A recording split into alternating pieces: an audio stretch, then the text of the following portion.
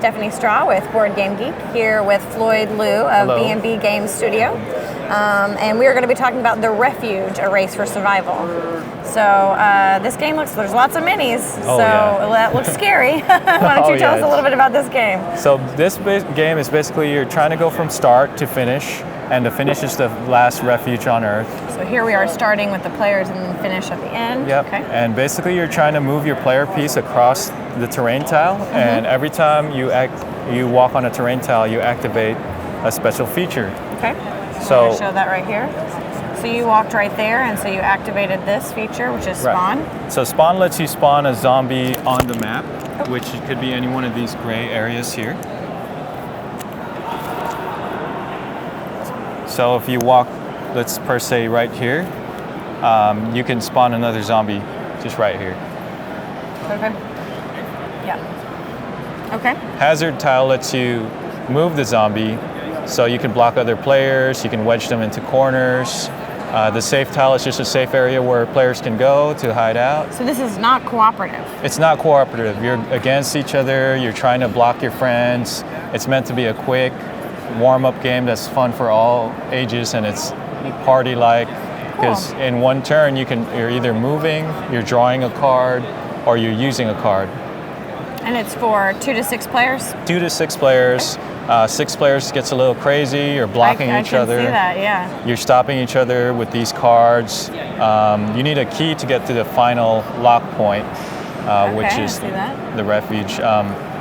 There's also jump cards, which jump over tiles. Weapon cards eliminate the zombies in the space. And adrenaline gives you an additional turn after using a weapon. The steal card allows you to steal from other players' hands. Agility cards let you go diagonally. And the key card you need for the end. You need for the end. So it's pretty fun because you could use a lot of different combos here. You could switch with other players. You can go to hazard to block other players off. It gets a little intense. Oh, and is this each of the different types of cards? These are each of the, yeah. And those are all in this deck? Yeah, they're all in this deck. And on your turn, you're either moving, drawing a card, or playing a card? Correct. There's only 7 of each cards, so there's only 7 keys, and you have to find it in the deck. And so you might be drawing a lot of cards just to kind of get to those keys, and then there's zombies, and you're messing around with those. Yeah. And if you don't have that, you're probably either going to have to steal it from another player. There you go. That's why the steal card's in there. Right. And there are advanced combos in this game too, like if you use weapon with the adrenaline card, you can take an additional turn after using the adrenaline card. The weapon is an auto use, so it comes down. You activate the tile that you're on for another combo to block other players. And the adrenaline gives you another turn, so you can use something like pocket watch to continue going, and so forth and so forth. The catch is that you can have any number limited hands you want, but when you run out of cards, then the last person who draws it and the person who's the furthest wins. Oh, okay. So at the end, when it gets all filled up, your job is to basically go to the front and try to move these zombies out of the way, and it becomes a lot like a puzzler type, where you're trying to block other players from going to switch, and you're trying to go around the corners. So they can't move through these zombies, right? Because those are scary and dangerous areas. Right, definitely.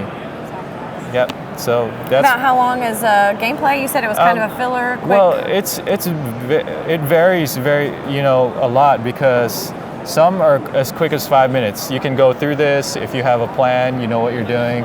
It's very weighed on strategy, and it's very easy to learn. It's like 3 minutes to pick up. Yeah, I feel like I could do it, Right, but it's very intense, because if you have very heavily on games, you can really block the area there. I played with 6 brothers yesterday, and they filled up the whole map, and that game took an hour. Because there were so many blocked zombies, blocked areas, And they were basically blocking each other, trying to do combos and hedge each other, especially towards the end, and everyone's trying to there and sabotage each other, and you don't actually die in here. When a zombie hits you, you just go back to the start. Oh, okay. So you just continue to play until somebody gets to the end. Awesome. And this is, you said, for sale Yes. at Origins. And where else can people find out more information or get the game if it's something that they'd like to purchase? Well, they can go to our website.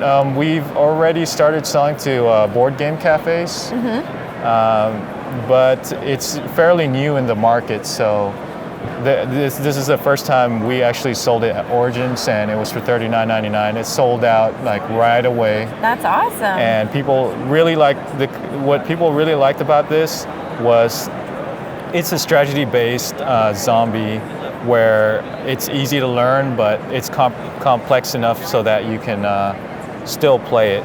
You know, a lot of people don't like to spend a lot of time figuring out, you know, what to do, how to play the game, and you know, they want to get right to it. They want to get right to it. They want to get a lot of action, and that's what this game is. You're either drawing cards, using your weapon, or moving your piece. Yeah.